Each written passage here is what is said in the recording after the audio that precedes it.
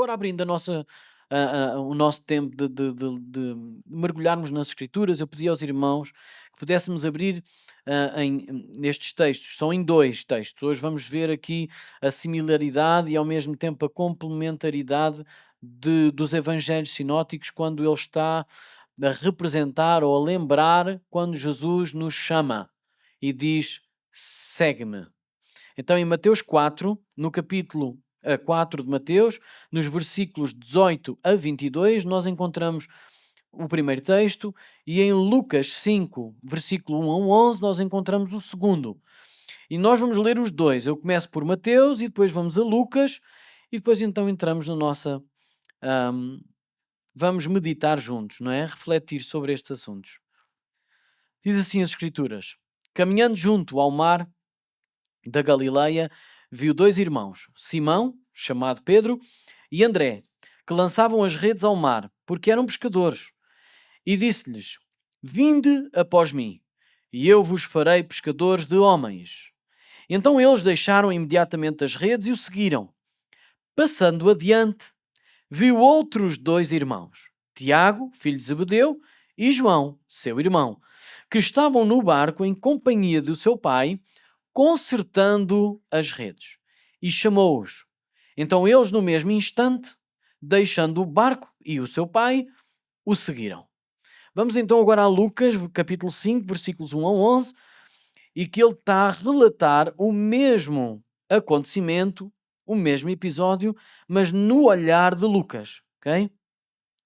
Acontecendo que, ao apertá-la a multidão para ouvir a palavra de Deus, estava ele junto ao lago de Genezaré e viu dois barcos junto à praia do lago. Mas os pescadores, havendo desembarcado, lavavam as redes. Entrando em um dos barcos, que era o de Simão, pediu-lhe que o afastasse um pouco da praia. E assentando-se, ensinava do barco as multidões. Quando acabou de falar, disse a Simão: faze-te ao largo e lançai as vossas redes para pescar. Respondeu-lhe Simão: mestre, havendo trabalhado toda a noite, nada apanhamos, mas sob a tua palavra lançarei as redes. Isto fazendo, apanharam grande quantidade de peixes e rompiam-se-lhe as redes. Então fizeram sinais aos companheiros do outro barco para que fossem ajudá-los. E foram e encheram ambos os barcos, a ponto de quase irem a pique. Vendo isto, Simão, Pedro, prostrou-se aos pés de Jesus, dizendo: Senhor, retira-te de mim, porque sou pecador. Pois à vista da pesca que fizeram, a admiração se apoderou dele e de todos os seus companheiros, bem como de Tiago e João, filhos de Zebedeu, que eram seus sócios. Disse Jesus a Simão: não temas, doravante serás pescador de homens. E arrastando eles os barcos sobre a praia, deixando tudo, o seguiram. É até aqui a palavra do Senhor. Vamos ter uma palavra de oração. Nosso querido Deus e Pai, nós estamos nas tuas mãos. Estamos reunidos em teu nome e queremos cumprir o propósito, Senhor, daquilo que nos traz até aqui. Queremos adorar o teu nome, queremos colocar-te em primeiro lugar em todas as coisas. Queremos adorar-te pelo que és, Senhor. Dar-te graças por aquilo que tens feito. Senhor, não esquecer de nenhuma das bênçãos que tens trazido até à nossa vida. Tens sido sempre o nosso provedor, todos os dias. Tudo aquilo que nós temos é teu. Tudo aquilo que nós somos é para ti, Senhor. Então faz a tua vontade nas nossas vidas. Abre o nosso entender. Coloca no nosso coração, Senhor, a tua palavra para que nós não pequemos contra ti. Que nós não desviemos dela nem para a esquerda nem para a direita. Mas que possamos meditar nela de dia e de noite. Por isso nós precisamos, Senhor, que tu coloques a tua palavra no nosso coração. E mostra-nos, Senhor, revela-te a nós. Porque nós queremos ser transformados pela tua palavra no teu poder, em nome de Jesus. Amém. Então a ênfase é que o discipulado vem antes da responsabilidade do serviço. Muitas vezes nós não entendemos isto. Queremos colocar as pessoas a servir quem eles ainda não conhecem. E por isso vai dar um resultado. Não é que não dê nenhum. Claro que dá um resultado. Mas não é um resultado bom. E nós vamos ver isso pelas Escrituras. Como é que Deus pensou neste discipulado, nesta escola? Ok? A aplicação é nas nossas vidas. Olhando para os discípulos, quando eles foram confrontados com de um segue-me total, o que é que eles tiveram de deixar? Então, o que é que eu tenho de deixar hoje para seguir de forma completa aquele que me chamou? Amém? Então é por aqui que nós vamos seguir. Mas uma leitura contínua, progressivamente mais aprofundada, mais cuidadosa, e tendo em conta a harmonia que existe nos Evangelhos, daí eu ter trazido 2 textos diferentes, ela vai trazendo cada vez mais luz acerca dos acontecimentos. E essa luz sobre estes acontecimentos vão nos dando uma maior largura de conhecimento daquilo que se passaram naqueles dias. Mas também nos ajuda a entender alguns princípios do discipulado com Jesus e sobre a nossa missão hoje. Ora, se nós descuidarmos desta leitura mais aprofundada, mais cuidadosa, vão-nos passar ao lado questões acerca de quem é Jesus, como é que ele nos chama e qual é a nossa missão. Então é importante nós termos este cuidado. Sabem, o ministério público de Jesus não começou com um grande milagre. Vou dizer outra vez, uma leitura primária, superficial, vai pensar que este é um momento em que Pedro, André, Tiago e João conhecem Jesus. E parece que é uma pessoa que está a passear na praia e eles estão a vir do trabalho, cansados, frustrados, porque a noite não rendeu nada, não é pouco, é nada. Eles não estão sem a pena e de repente vem um homem a passear na rua e esse homem diz, olha, segue-me. Ou, como Lucas diz, que esse homem pediu para entrar num dos barcos, para se afastar um pouco da praia, para pregar um sermão, e depois de pregar o sermão diz, agora vocês vão até lá, lancem as vossas redes, façam uma pescaria como vocês nunca viram, porque depois eu vou convencer-vos a vocês seguirem-me. E essa não é a realidade deste momento. Então, juntando todas as coisas, inclusivamente um evangelho que eu não trouxe, que é o de João, nós conseguimos ver aqui algumas coisas.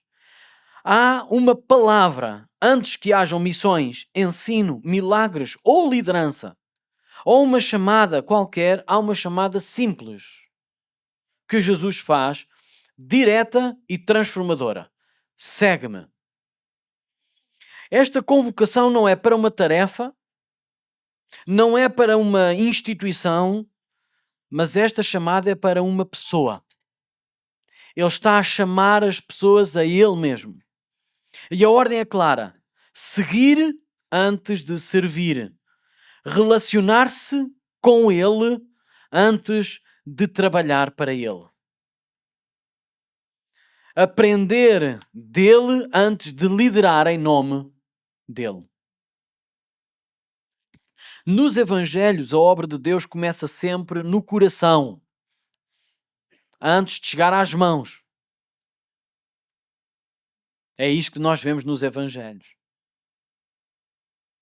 Jesus não procura por especialistas.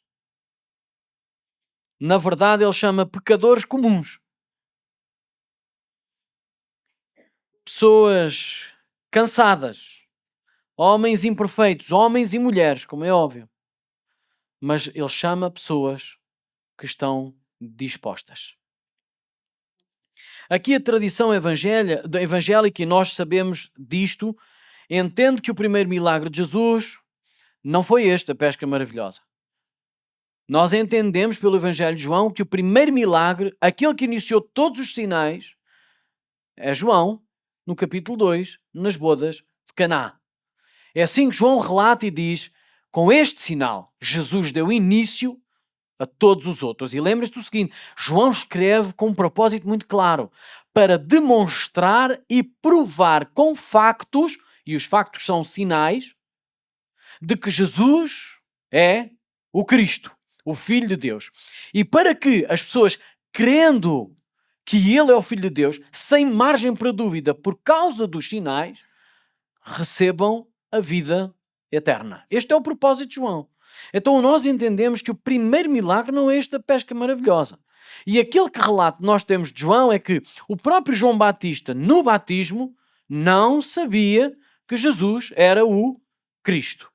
Mas quando ele viu descer o Espírito Santo sobre ele entendeu. No dia seguinte, quando ele estava com os seus discípulos, e ele viu Jesus ao longe, ele disse: Eis o Cordeiro de Deus. E diz que os seus discípulos saíram do pé de João e foram seguir Jesus. E um deles chamava-se André. E quando eles chegaram ao pé de Jesus, ele perguntou: quem é que vocês procuram? O que é que vocês querem?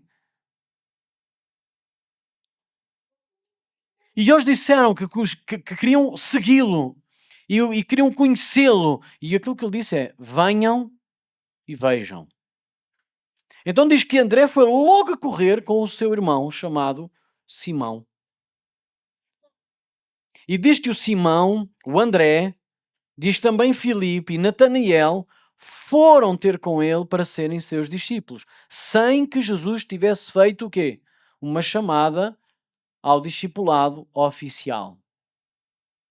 Porque nas bodas de Canaã, antes de qualquer outro milagre, diz assim as Escrituras no relato de João: quando Jesus entrou naquele casamento, estava seguido dos seus discípulos, que ele já tinha chamado, ou que tinham sido atraídos pela pessoa que ele é e que ele estava a revelar que era.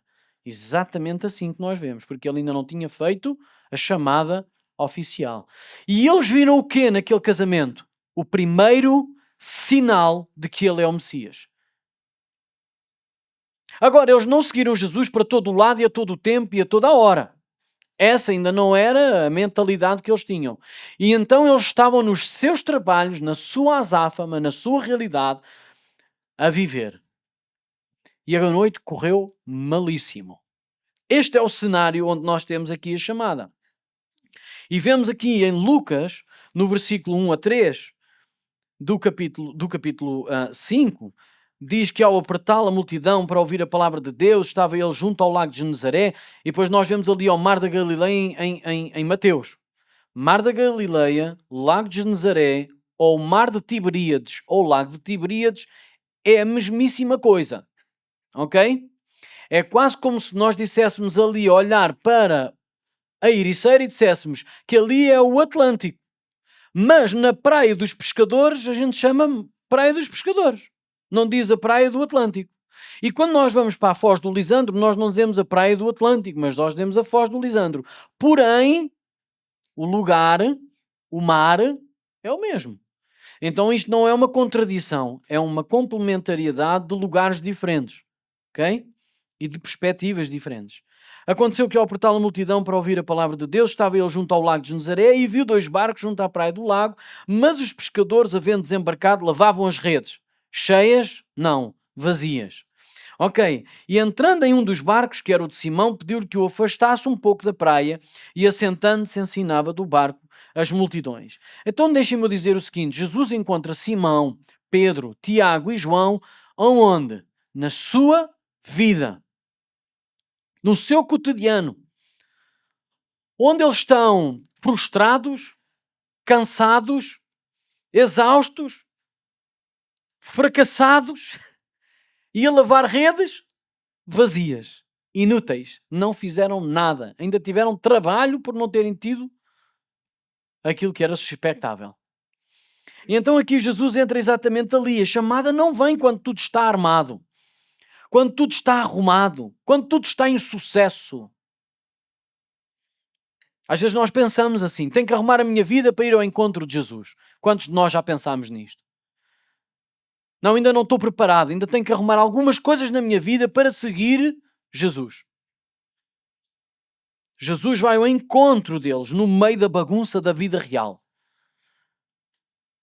E o que é que isto quer dizer para nós? Jesus primeiro entra na nossa rotina.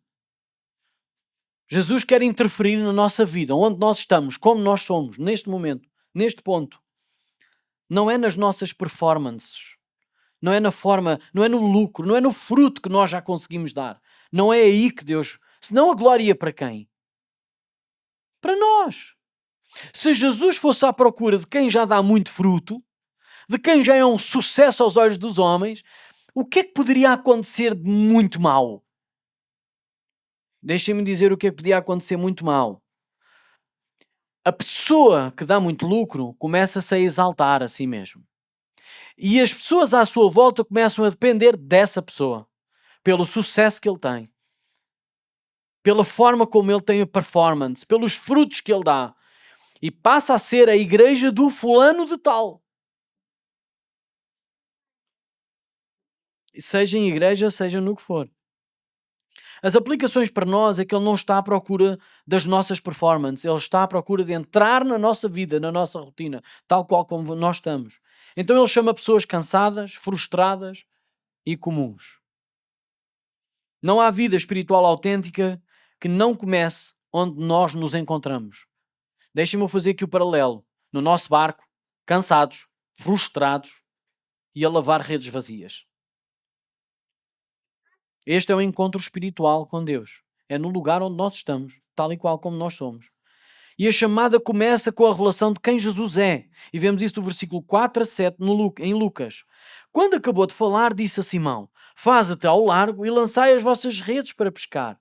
Respondeu-lhe Simão: Mestre, havendo trabalhado toda a noite, nada apanhámos.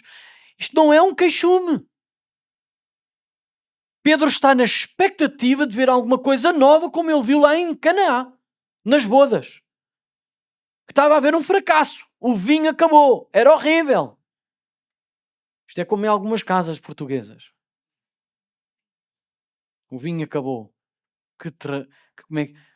Tragédia. Se calhar hoje em dia o Senhor tem que transformar muito vinho em água.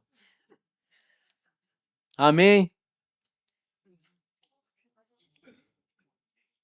Ai, que eu estou a entrar na nossa rotina. Glória a Deus por isso. Mas naquele momento era necessário fazer aquilo. E Pedro começou a ficar na expectativa. Bom, eu já vi este homem fazer milagres. Eu já vi este homem agir com autoridade. Pela sua palavra surgiram coisas. Nem precisou de tocar. E aquilo que aconteceu é que ele pediu-nos um barco emprestado. Nós parámos de fazer o que estávamos a fazer. Ele começou a pregar palavra e agora está-nos a dizer para nós irmos pescar. O que é que nós vamos fazer? Pescar! Então ele diz, olha Senhor, para se registre em todo o lado. Tivemos a noite toda a tentar pescar. E não apanhámos nada. Agora, sob a tua palavra, o que é que ele está a dizer? Se nós apanharmos um peixinho pequenino, é para ti, é glória tua. Porque nós tivemos a noite toda, que é quando se pesca. É quando se pesca. Tivemos a noite toda, não apanhámos nada, mas agora sob a tua palavra, nós vamos lançar as redes. E eles viram algo de extraordinário. Então aquilo que nós vemos é que o discipulado, ou esta chamada, começa com a revelação de quem Jesus é. Jesus é autoridade.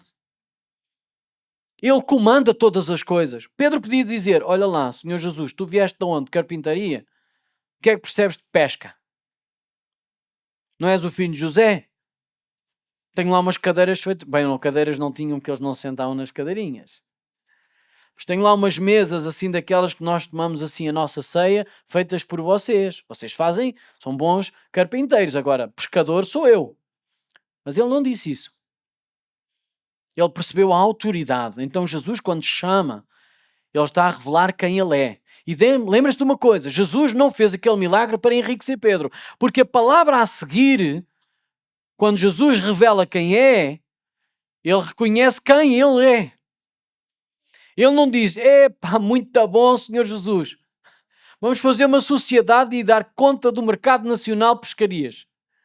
Porque a partir de agora é... Não é? Quantos mais barcos houvesse, mais eles enchiam. A lota era deles. Ele poderia ter feito logo uma sociedade, mas ele não fez isso. Porque o discipulado, ele começa com alguma coisa.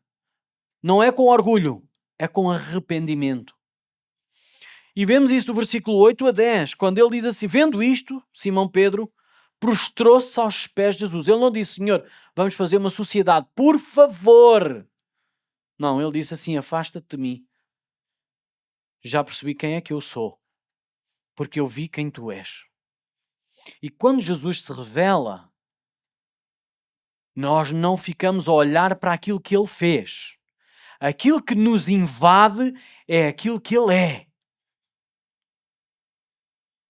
Aquilo que começa a tomar conta da nossa vida e começa a dominar os nossos sentimentos não é aquilo que ele fez. Não é pensar no lucro que nós obtivemos. É pensar na distância que existe entre ele que é perfeito e nós que somos imperfeitos. Em ele que é santo e que nós somos pecadores. E foi exatamente isso a imagem que Pedro teve. Pedro não olhou para aquela pesca maravilhosa, porque esse é o título que nós demos depois. Ele olhou para o lugar onde ele se sentiu mais pecador, porque ele conheceu o Mestre. Então esta chamada começa com arrependimento. Diante do milagre, Pedro não diz: ai, Senhor, vamos então tomar conta deste mercado. Não, ele diz: Senhor, olha, afasta-te de mim, porque eu sou pecador. Então a verdadeira visão de quem Cristo é leva-nos sempre a uma verdadeira visão de quem nós somos. Antes do serviço há quebrantamento. Antes da missão há confissão. Irmãos, isto é muito importante. Antes da missão existe confissão ao Senhor. Então, antes de ser pescador de homens, é preciso ser resgatado pela graça. Porque ele entendeu: Senhor, eu não posso mais ser quem sou. Das duas, uma. Ou tu te afastas de mim e eu continuo a ser aquele pobre homem que eu era,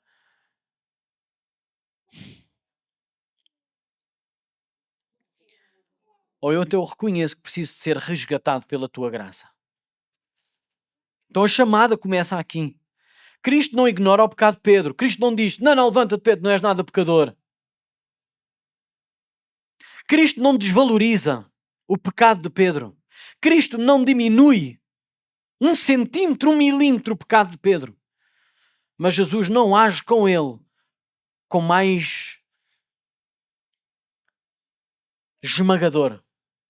Ele age com protetor. Ele diz: não temas. O que ele está a dizer não é isso não tem mal nenhum. Diz é: não temas. Ou seja, eu estou aqui para te proteger.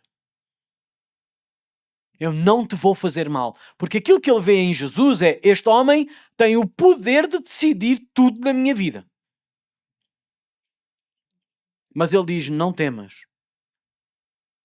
Eu estou aqui para te proteger. E aquilo que eu vim fazer é tornar-te num pescador de homens. Então note esta chamada: segue-me e eu vos farei pescador de homens. Note aqui a ordem da coisa. Quando Jesus diz segue-me,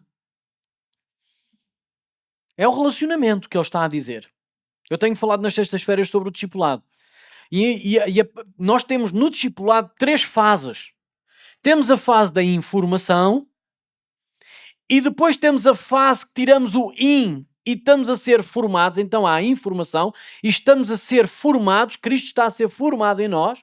Então informação, formação, mas depois tem que haver uma aplicação diária, que é a transformação. Nós tiramos o in e colocamos o transformação. Então nós somos uma nova pessoa. E a ordem é: segue-me. Eu quero que tu te relaciones. Eu quero que tu aprendas de mim. Eu quero que tu conheças quem eu sou. Depois ele diz: eu vos farei. Transformação. Ele está a transformar a nossa identidade. Ele está a transformar quem nós somos. Ele está a transformar-nos o que nós fazíamos. Ele está-nos a dar uma nova vida. E depois ele diz: esta transformação vai ter uma aplicação. Eu vou-vos dar uma missão. Eu vou fazer vocês pescadores de homens. Então Jesus não diz: olha, trabalhem para mim e depois decidam lá se querem seguir-me ou não. Que isto é o que acontece em alguns lugares. Nós colocamos as pessoas a servir sem elas entenderem quem é o Cristo. E depois, ao longo de um tempo, as pessoas vêm ter connosco e dizem assim: afinal, não me identifico com este serviço. E eu vou-me mesmo ir embora, eu quero gozar a minha vida. É o que acontece quando nós não fazemos os passos como Jesus fez. Então Jesus não diz: trabalhem para mim e depois decidam se desejam seguir-me ou não. Nem ele diz: aprendam sobre mim e depois então decidam lá se querem servir-me. Ele diz apenas: segue-me. O discipulado cristão é sempre cristocêntrico. É Cristo no centro.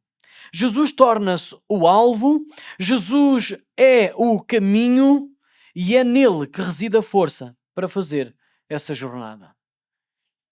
Não existe nada sem ele. Agora, como é que eu posso viver isto assim? O serviço de Cristo sem relacionamento com Cristo vira ativismo.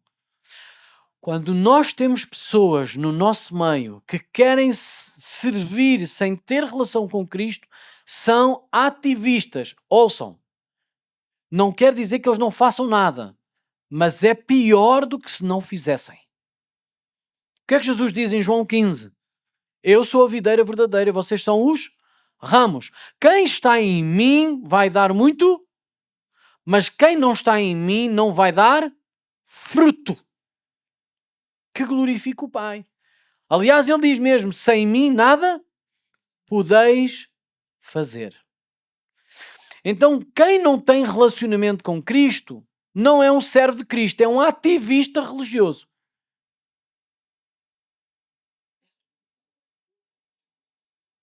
Então, o serviço de Cristo sem relacionamento vira ativismo. Jesus não quer apenas trabalhadores. Ele quer companheiros de caminhada. Ele quer ter intimidade connosco, foi o que nós vimos na sexta-feira. A missão é um fruto natural do relacionamento com Jesus. Deixe-me dizer assim, a pensar na sexta-feira, porque aqueles que não tiveram podem ficar assim no... O que é que se passou? Deus fala connosco através da sua palavra. Mas como é que nós falamos com Deus? Através da... Então a oração é o meio principal com que nós nos relacionamos com Deus. Deixe-me chamar a atenção ao seguinte: relacionamento não é unilateral. Relacionamento quer dizer onde dois seres se tornam comuns num lugar comum com objetivo e propósito comum. Então, quando nós gostamos muito que Deus fale, mas nós não temos relação com Ele, é a mesma coisa quando um homem e uma mulher, em que um apenas fala, o outro só escuta e nunca há uma comunicação completa. Por isso é que há muitos casamentos em que a pessoa se vira para a outra e diz assim: nunca te conheci. Porque só houve o quê? Canal de comunicação unilateral. Só houve uma via de comunicação. E quando isso acontece entre o crente e Deus, Deus vai falando. Então há muita informação. Mas quando o crente não confessa, não se abre, não se dá espaço a que o Senhor o forme, não há formação, por isso nunca vai haver transformação. E sem transformação ninguém é chamado para uma missão.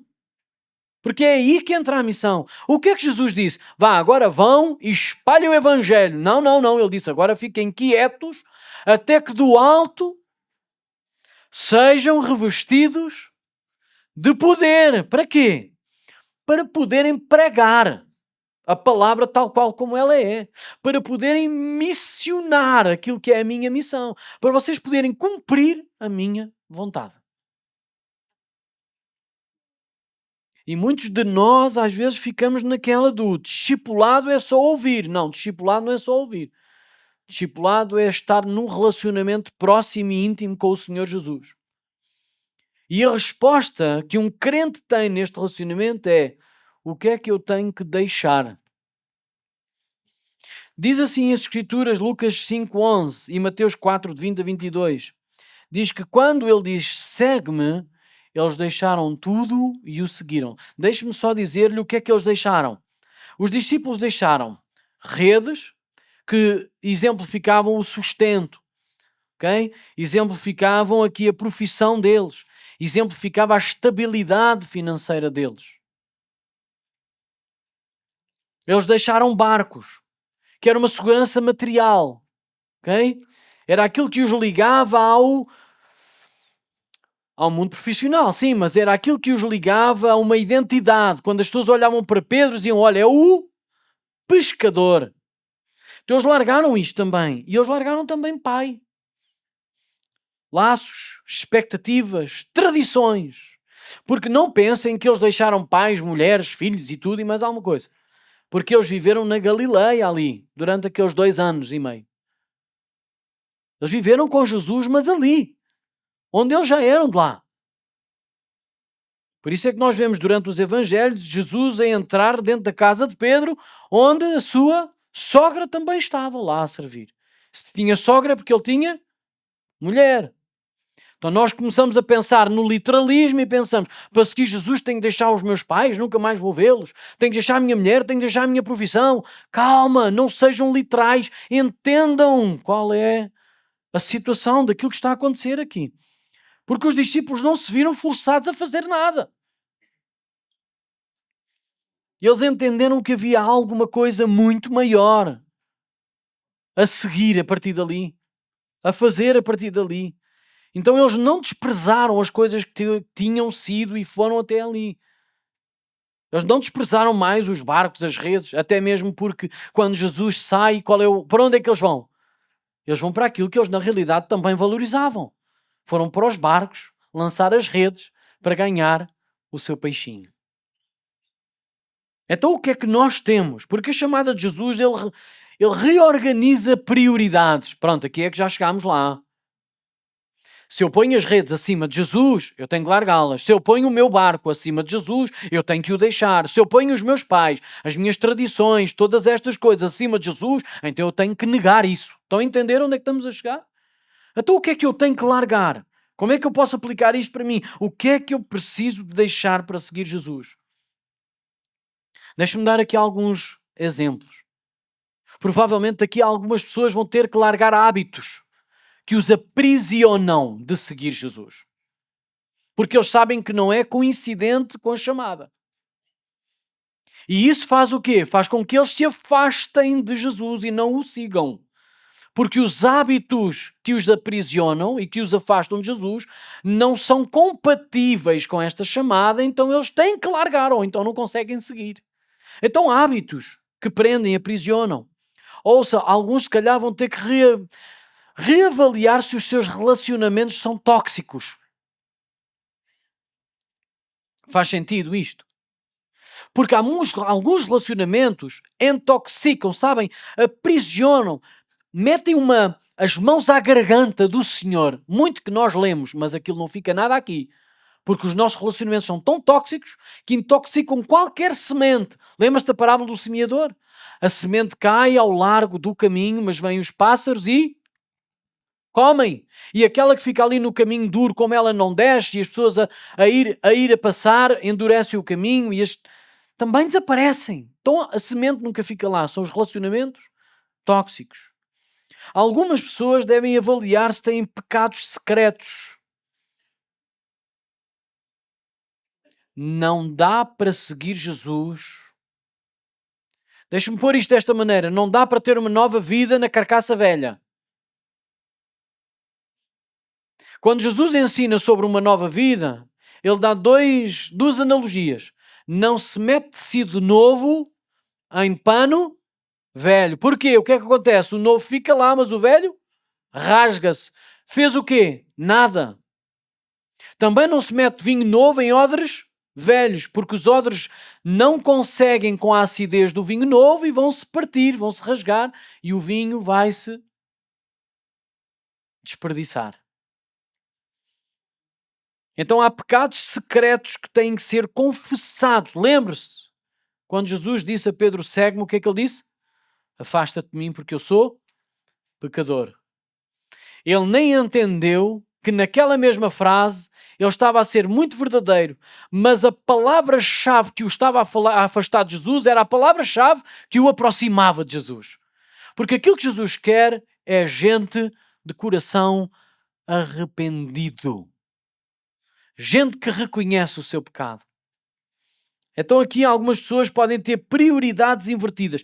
Não desvalorize isto que eu estou a dizer, por favor. Quando Jesus chega à nossa vida, nós devemos repriorizar. E deixe-me dizer o seguinte: o cotidiano leva-nos a ficarmos bêbados com a rotina. E então, de tempos a tempos, nós devemos reavaliar, repriorizar aquilo que são as nossas prioridades, aquilo que são as nossas agendas. Algumas pessoas, se calhar, acham-se autossuficientes. Só pedem a ajuda de Jesus, só têm a ajuda de Jesus em alguns pontos específicos, porque o resto nós comandamos. Algumas pessoas, se calhar, têm que largar o medo da manhã.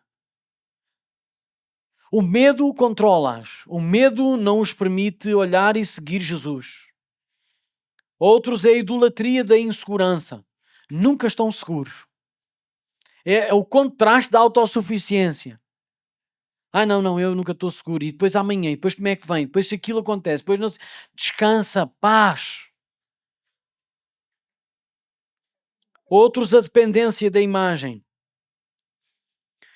que também têm a busca incessante pela aprovação humana.